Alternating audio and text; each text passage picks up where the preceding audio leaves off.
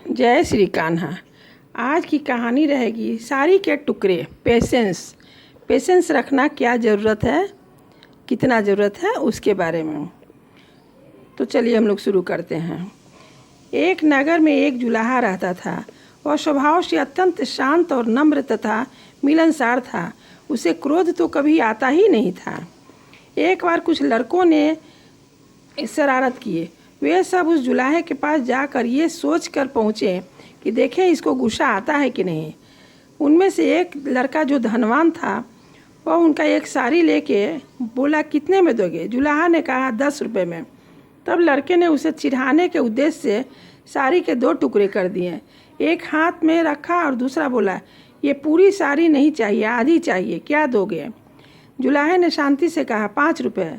लड़के ने कहा, फिर 2 टुकड़े किया और बोला, इसका कितना लोगे? जुलाहे ने बोला, 2.5 रुपये। फिर लड़के ने बोला कि ये इतना शांत है, अभी तक कुछ बोल नहीं रहा है, अब ये टुकड़े तुम्हारे ही काम आएंगे, लो मैं नहीं लेता हूँ।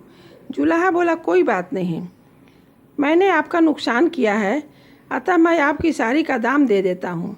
जुलाहे ने कहा, जब आपने साड़ी ली ही नहीं तो आपसे पैसे मैं कैसे ले सकता हूँ?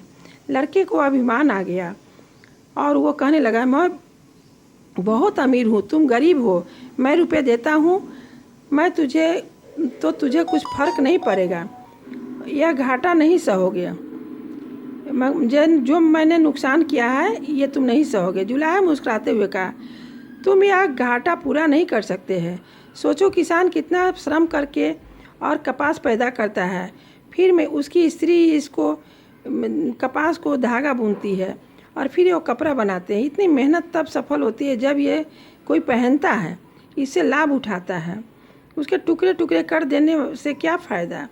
यह घाटा पूरा नहीं हो सकता है।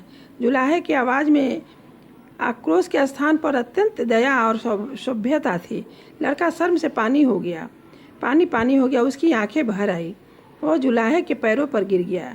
जुलाहा ने बड़े प्यार से उठाकर उसकी पीठ पर हाथ फिराते हुए कहा, बेटा, यदि मैं तुम्हारे रुपए ले लेता तो उससे मेरा काम चल जाता, परंतु तुम्हारी ज़िंदगी वहीं के वहीं रह जाती।